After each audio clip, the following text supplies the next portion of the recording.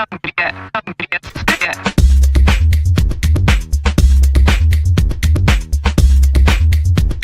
your professionalism that I respect.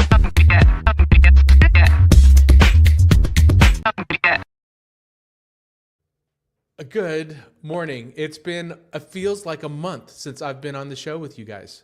It has been feels a like month. it feels like it was just Just a yesterday. year Yes, ago, and it for was you guys. wonderful. It's been wonderful. It's been nice and quiet it's on so the pod. great. It's been amazing. Yeah, I thought we Anthony, welcome fired you back. from the. for being a customer. You can't fire me. I thought we fired what you makes it from so the hard. show. I thought we fired you from the show. Speaking of, I have some jokes about unemployed people, but none of them are working, so I'm just going to move on. One day I'd like to become a millionaire just like my dad. He always wanted to be a millionaire too.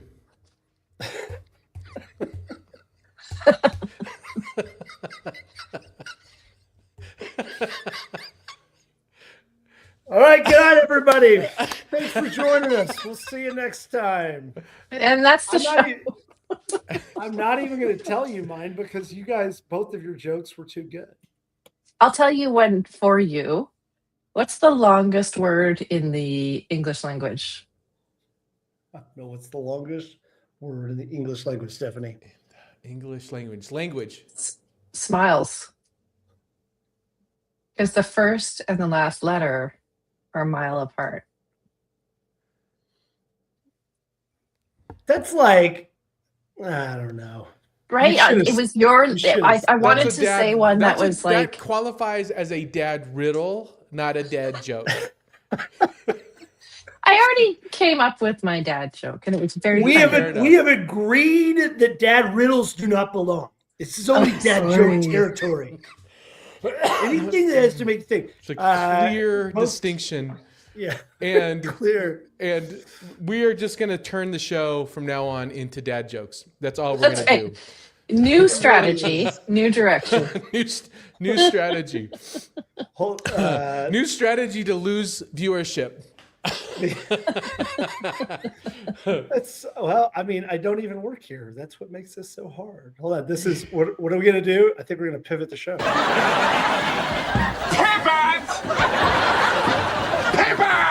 Shut up! Shut up! Shut up! Never gets old.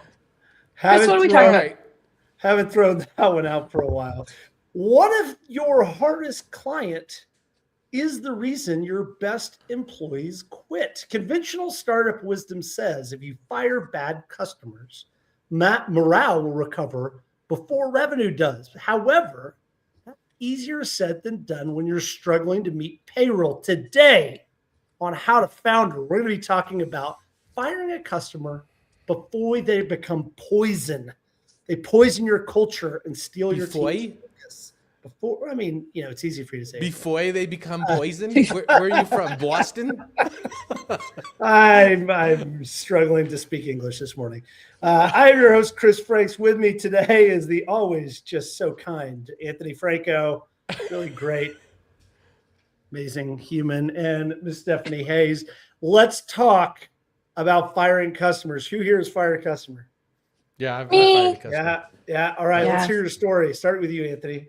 What did you fire a customer? So I think the intro kind of told the whole story. So we were serving a major airline. They were they had a united front. Let's put it that way. And was it the Friendly Skies? We were doing work for them, and the person we were interacting with was just berating the team, just constantly yelling and screaming, and forgetting the deadlines that they set, and then changing the deadlines, changing the requirements, and blaming us. It was just an completely untenable. Look, we were gonna get fired, so it was like it was a preemptive firing because he just wasn't happy with any vendor he worked with. You Yeah, can't kinda like break up with me if I break up with you first. the preamitive breakup from Seinfeld. Yeah, it's like, Yeah, exactly. I am breaking up with you. It's and they tried to keep us and offered us better terms, offered to change the person we interacted with, but it had gotten so far that and we had already started that team on a different client, and so they kind of lost us as a vendor. I will say, it takes a lot. It takes a lot for me to think about, even consider letting a client go. Let me ask you this question. Where were you sitting in revenue at that point? Were you guys fat and happy? Were you struggling? Were you? There's no such thing as fat and happy. Yeah, that's true. Well, particularly in revenue services. anyway. Yeah. I'm doing just fine, but I mean, fat and I'm okay. I wouldn't say happy. Fat and I'm okay. Yeah. No, no, we made the decision when it was risky. Let's put it that way, and then scrambled to fill the team before we fired the customer. So we didn't just. I just didn't pick up the phone on a lark and go, "You're fired." We developed a plan on what it looked like and told the team what we were doing. Got it. Stephanie, tell me your story. Well, I slept with the customer, so it had to happen. Tell me that's a true story. Please tell me Oh God, no, that sounds too exhausting. Yeah. No, I think it was just a misalignment. Like, I've had a few clients like this. In fact, I have a couple right now that probably need to go the same way. But what they wanted was not achievable. Like they wanted this. They had been convinced by all these celebrity coaches and stuff that this version of reality was true, and maybe it could have been true for them, but at some point, but not now. And they kept wanting that, and we kept telling them, this is what you actually need, and we want to help you, and we want to fix it. And they liked us, but you could not win. Like we would never have been able to be successful because they wanted the magic bullet. What we were trying to do was give them the actual fix. So there was this as much as the money would have been nice to keep going with, it was just such a misalignment. And we actually had tried to get them not to start working with us in the first place. Like we actually changed our proposal and made it more different, and tried to discourage them from even starting. And that's when you actually have to follow your instincts sometimes. Well, it's never no, it's terms. That's how I always approach. That's how I approach all SOWs like that. It's never no. It's like, we'd be willing to do that, but on these terms. And sometimes you throw out terms thinking they're going to say that's ridiculous, no, and they agree to it, and then you're like, yes. Well, shoot, what do I do now? Yeah, and it's really interesting, Stephanie. You bring something up, and I'd love both of your thoughts on it. So it's like, what are the conditions by which? So we talked about a toxic customer that is threatening employee retention is one of the reasons. It is another reason that they're just asking you something that is impossible or can't be done, even if you've told So I struggle with this, right? So for me, if a client is telling me, we need you to do this, and I'm telling them what you're asking me, we can give it a college try, but it has a 5% chance of working, and they say, yeah, we get it, but we want you to do it anyway. Is it incumbent upon me to try? Even as long as I've qualified and told them it's the wrong direction, because let me put it a different way, because I'm being honest with them and telling them maybe my company is the best company for them, because we're at least being upfront and candid about the risks involved with trying to deliver on what they're asking us for. Sure. I like if you've given them that information and they're like, we still want to try, then I would just be like, okay, we're gonna give it 3 months, right? We're gonna put it in, let's treat this as an experiment. We're gonna give it 3 months. And uh, from my professional opinion, I don't think you're gonna get where you need to go, but we'll give it a try. Like we know what we're doing. And if anybody's gonna be able to do it, it's gonna be us. But for these guys, it was more like where they were at in their thinking didn't match what they thought they wanted. And if those two things weren't ever going to be together, then we couldn't be successful. Like we couldn't get them there. And they wanted us to promise something that was impossible to deliver. Like, and I just said they were no. forcing you to promise something that you to deliver.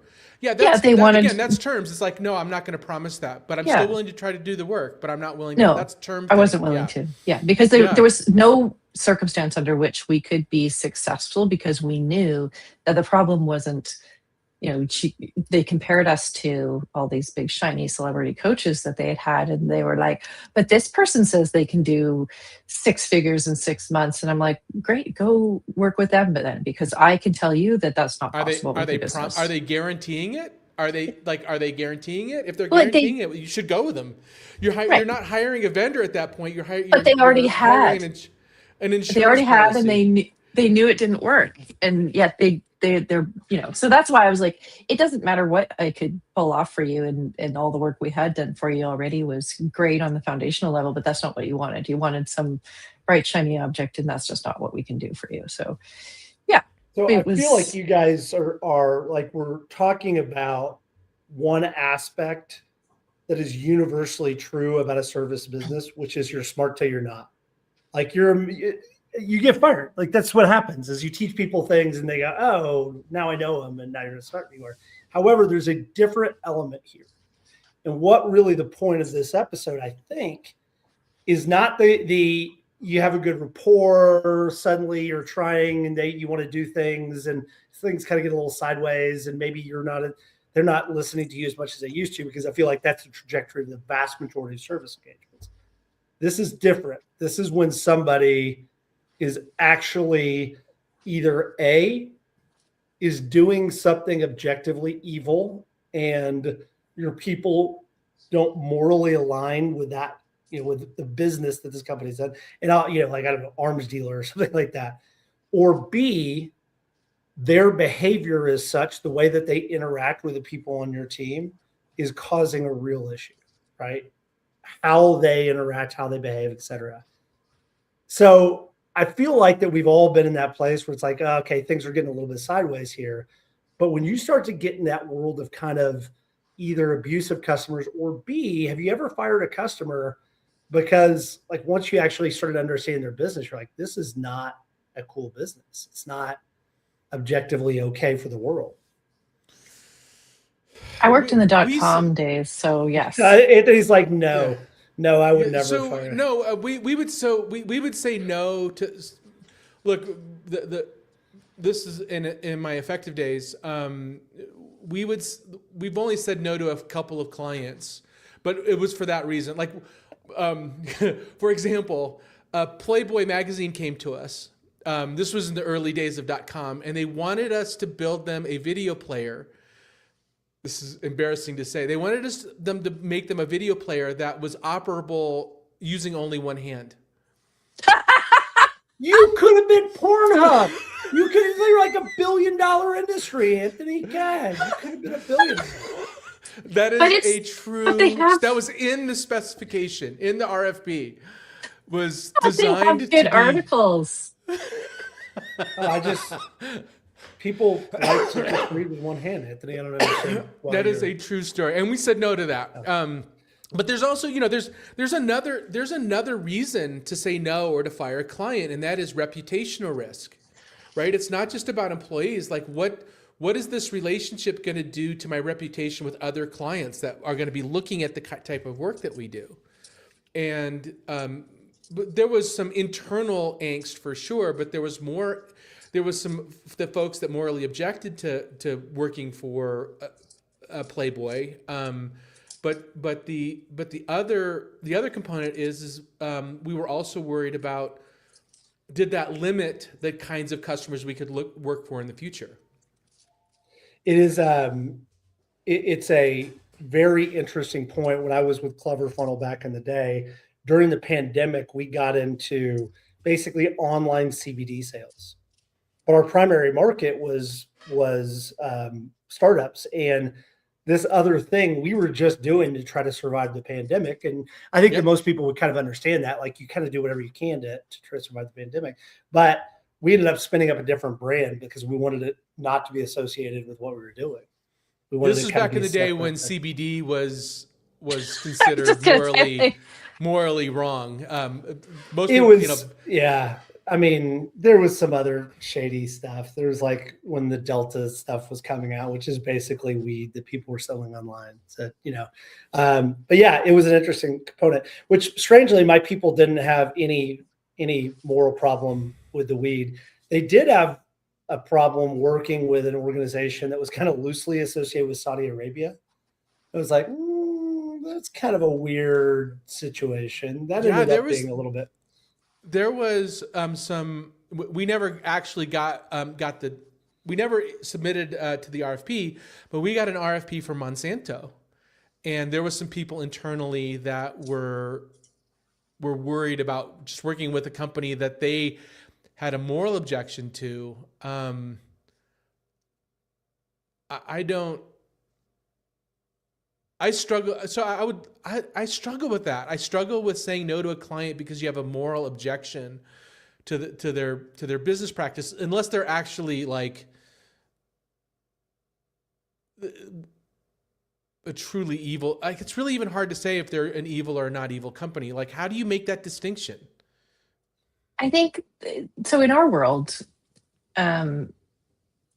especially when we were like in the .com days, if you took on a client that no one else would take on because of the values objection, that stained your reputation in our town, right? Our city. And I do think that there is reputational risk for working with. I think for us, it was more that there were owners of businesses that people really didn't like. Like they were not nice people, right? Like they were bad people. They wouldn't pay you. They treated people really poorly. And then there were a couple of businesses that rolled up during that time that were absolutely questionable morally. And the very DVDs were invented by the porn industry, right? By the adult entertainment industry. So the adult entertainment industry has actually been an innovator for, like it or not, for quite a number of technologies. But we had an animation studio, and some of the stuff that came out of that studio was like pretty borderline, but they're all a bunch of weirdos. But yeah, I think it does create reputational risk, especially when you are in an environment where everybody sort of knows each other. And if you decide to take on the person that no one will work with, it does reflect poorly on your business for sure. Yeah, I think it's an Yeah. interesting So- it's an interesting side part of this conversation, because there's this bucket that goes into the values bucket. And that really is about hiring, about with values, about talking about your values. And if where do your values align when it starts to come with customers? But there's a different element, and it's the core of this conversation. We've touched on it. Let's dive right in. You have a customer who is being rude, yelling, being aggressive, and threatening to an employee, to a group of employees. You have a team on an account.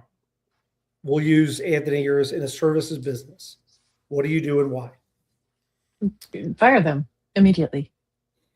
No, don't fire Yes. them immediately. Yes. I don't agree. I don't agree.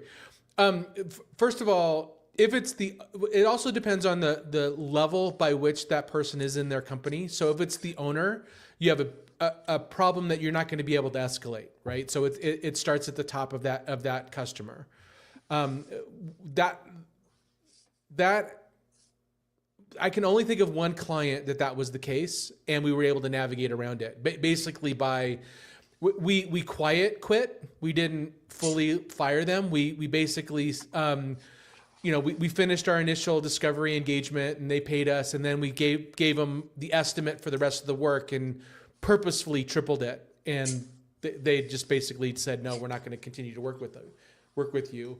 And then there's the level by which it's like you're working with a director or even a VP within a larger enterprise, where you have a way to escalate. You have a way to. I've had to have conversations with clients and say, you're being unreasonable and you're going to lose the team, and this is a great team. And it has changed behavior. You can change behavior if you set the right boundaries for you, and you stick up for your team. You can do it. Let me give you this from a different perspective, from the person who is on the receiving end of the abuse. Okay. So 2 different scenarios. One, I spent many years in the technology industry, consulting into large organizations. Tech industry leaders are mostly middle-aged white men, right? And with tiny egos, right? They don't have large egos or anything. That comes along with the territory. I was working with this organization, and the guy we worked with, who was high up,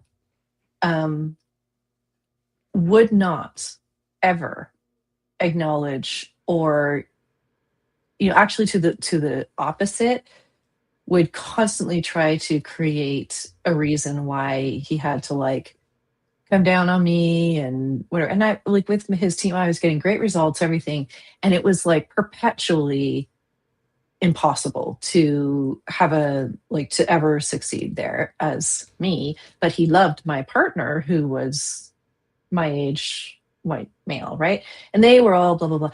Well, he would never stand up for this bullshit that was to the point where it was actually really kind of overt. And it was so frustrating for me that my partner would not support me, and that just kind of always glossed it over because it was a bro thing, whatever. Contrast that to my other business, where we were entertaining a potential client, and this guy who was the buying lead on it, he would call me up and he would constantly berate me, and he would be like, well, why are you doing this? And why are you telling us this? And blah, blah, blah, really rude and awful. And my 2 partners were like, forget it. We're not doing business with them. Can you tell the difference between the experience of being supported in one way versus another? It matters, right? All right. I'm gonna speak to that. And Chris, you're gonna have to separate us after this, but I'm gonna come up with a counter argument. Hold on. Here we go. There we go. A rude client is not necessarily the reason to fire a client. First of all, if you weren't comfortable working with that client, your company still could have continued to work with that client and just swapped you out for somebody else. And if that wasn't possible, then I don't, maybe in that circumstance,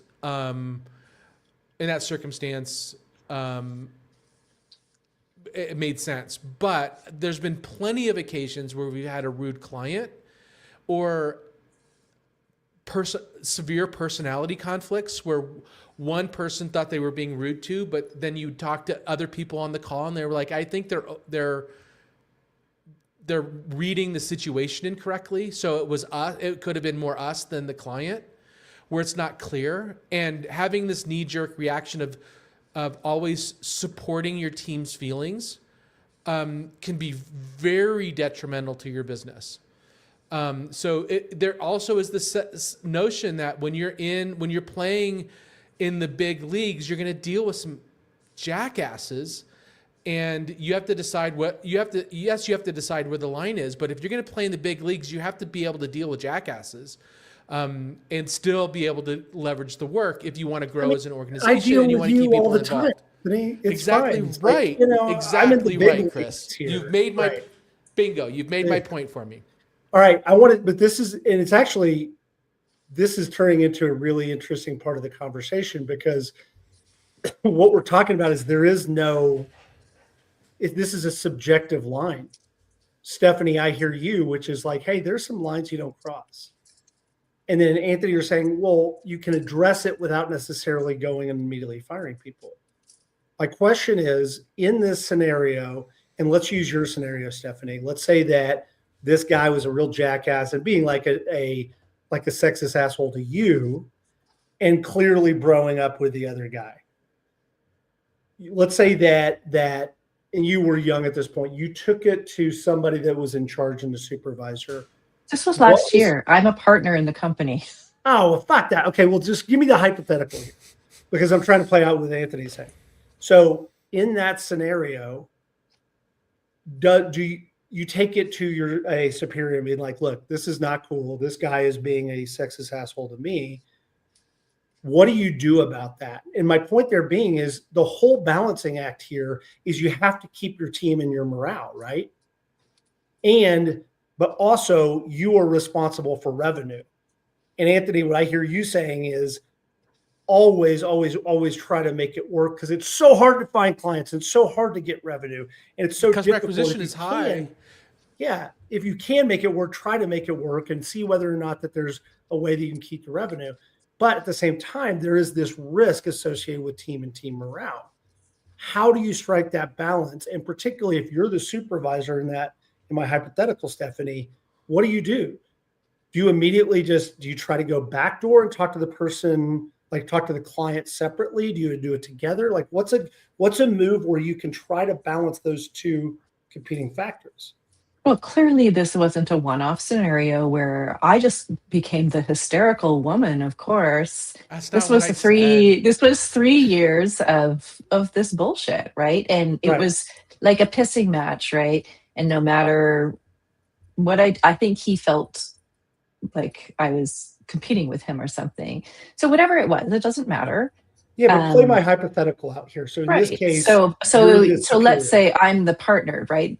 I'm not some junior, right? But let's say I was managing a team who, someone had this experience over and over and over again. Yeah, I'd have a conversation with the client and I'd be like, look,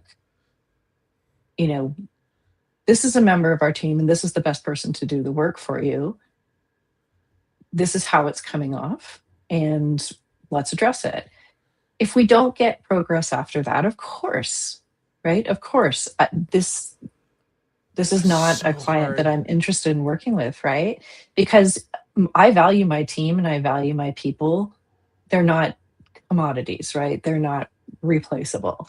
So this is another scenario where we can't be successful if we can't have, a client that's going to work with our team in a really productive way. Okay, so Anthony, same hypothetical. You now have gone and talked to this client and said, hey, this is how it's coming off. Maybe you come to an agreement. Maybe you haven't. Do you go back and talk to your team about that and say, hey, I've addressed the issue? Do you try to bring everybody together? How do you move forward there? Well, I would first I would want to hear it and see it for myself. So before I talk to the client, I need to understand. I need to see what's really going on, or at least gather some data before I start pointing. Hey, we're on Zoom calls; they're all recorded, right? They're all recorded. You get on the call, you see. So let's take it at face value that the client is being a jerk. Yeah, in this case, they are an asshole, and we know it. What do you do? Yeah. So then yes, it's a conversation with the client, and then look. Maybe there's just the thing about that individual and that client that doesn't work, and it doesn't always have to be a toxic relationship. It could be that they're just can't seem to communicate in the same ways, or understand, or things keep getting crossed and wires keep getting crossed, and it's not a talent thing, it's not an experience thing. It's just they don't mesh. And so I would be looking to swap that individual off and put somebody else on that account. But I'm a small company at this point. We don't have, multiple account managers. We can try to, shuffle around or something. Would you at that Fair. point step in and say like, okay, now I'm going to be the point on this relationship? Yeah, and I've had these conversations internally. It's like, hey, I would ask the employee, what do you think we should do? So you're having this difficult time. Give me, if you're in my position, what would you do? And I've had this conversation. I've let them know, I would let them know the actions that I've taken, the conversations that I've had, and ask them for their input.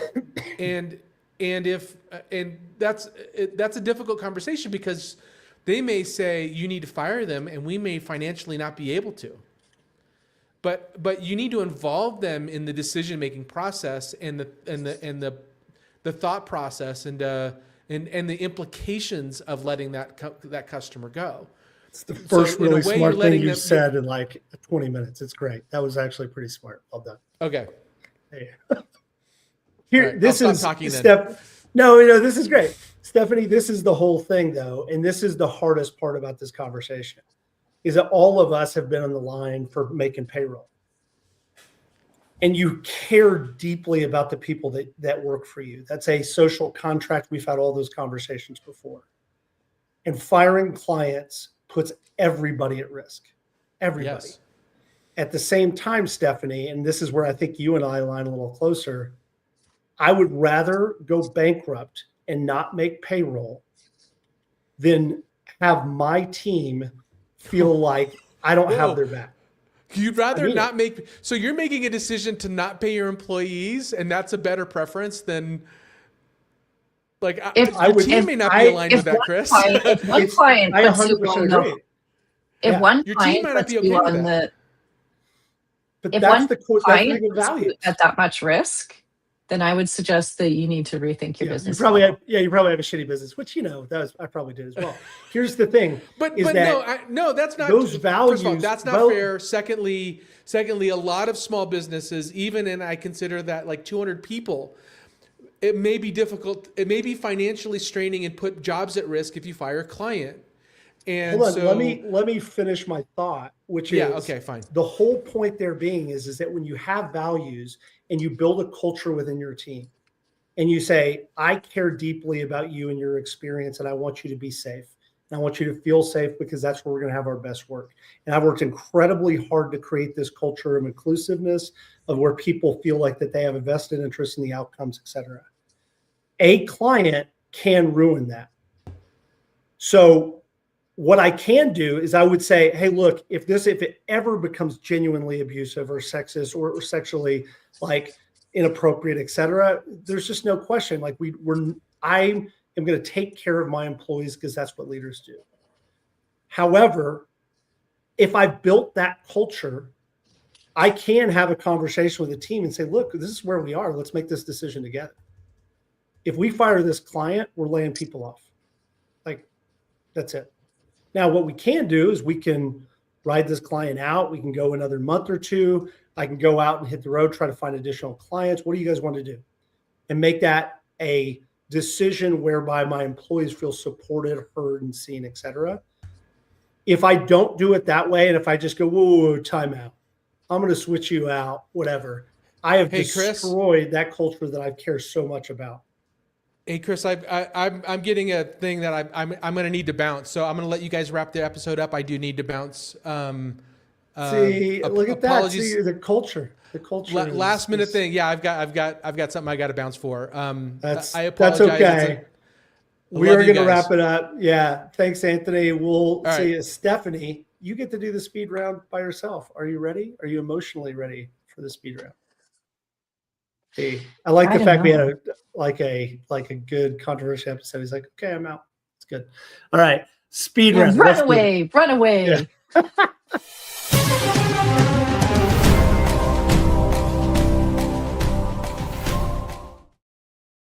All right, you have a customer. You're firing them. You refund their last invoice or keep the cash? Oh, keep it.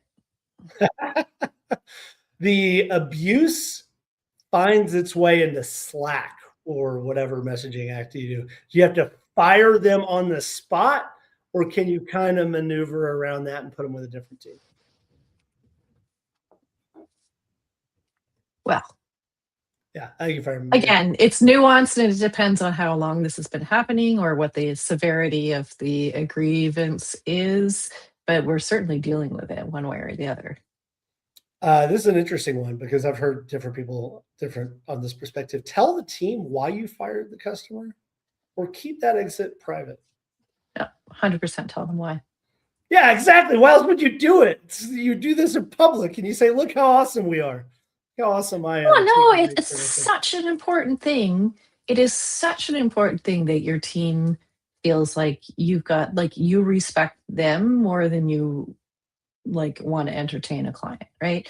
And there's nuance for sure, but we talked about everything except for this last question, so it's a good one to end on, and maybe we can have a small conversation around this. We talked about people being openly abusive. A way more common situation of abuse is scope creep. And so scope creep, you start scoping, and then people start getting what's more and more work, more and more work, more and more work. Do you raise the price immediately, or do you just kind of let that thing ride out? no, you're going to get to, like, if scope creep happens and you haven't caught it, or you've made a decision that this time it's okay, you eat that. But if it starts to become a pattern and perpetual, at some point in time, you're going to stop and you say, look, we've gotten way past our original scope of work. How do you want to deal with this? Like, either we can write a new addendum to our contract, or we can decide something else comes out of scope to get us more aligned. That's an easy enough conversation. Like, you don't fire somebody over that. You have to try and deal with it first. And if the expectation is, and I've been here, that you're going to keep providing more and more and more value, it's a slippery slope. And that's why I'm always advising people, like, don't just be the nice guy, because that's going to get bigger and bigger and bigger and bigger, and you're setting the precedent. But this is a pretty clear conversation. Yeah, if you're in a services business, write a good SOW and refer to it often. Every meeting you have, as we talked about in our statement of work. This is where we are. Deep dive recommendations, necessary endings by Henry Cloud. The Power of a Positive No by William Ury. Really interesting conversation, because really what this touches on is a lot of other really foundational elements about being a founder, which is leadership, how you take care of your team, your core values, and this constant pressure of revenue. And like, you're always, at least when I did it, is always such thin margins and that single client here or there. And it makes you constantly have to question what you care about more. And really, oftentimes it was that decision I said, Stephanie, which is, do you care more about keeping your people employed, or do you care more about the culture of the team? And we would have those conversations openly. It was an interesting, but this is certainly something that resonates with me. Any last words of wisdom, and then get us out of here?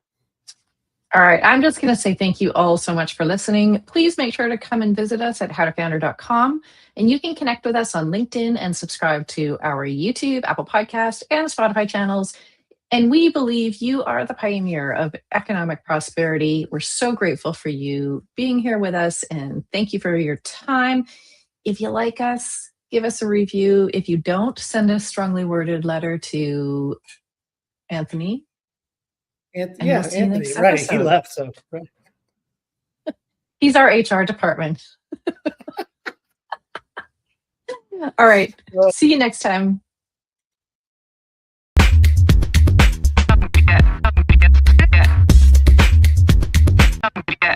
It's almost as if you have no business training at all.